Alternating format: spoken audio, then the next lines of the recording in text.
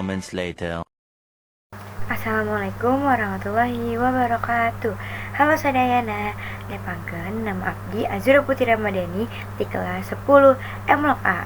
Di dieu abdi bade nebongkeun sajak Sunda karya abdi sorangan.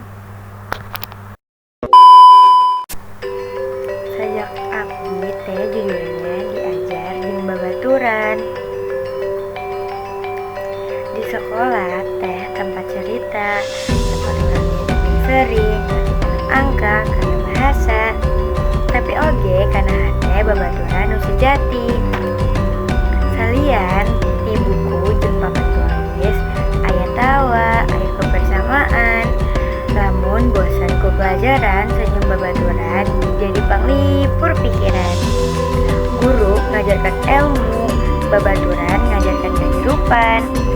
Hiji ngajarkan kunaon ku kudu dipikeun yang nu sejen ngajarkan kumaha hirup bebarengan.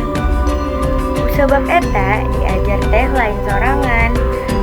Aya nu nuntun, aya nu ngadukung.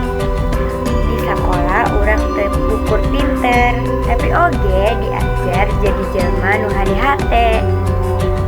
Sakitu wae sajak anu usimang dibaca. Hatur nuhun. Wassalamualaikum warahmatullahi wabarakatuh. Bye bye.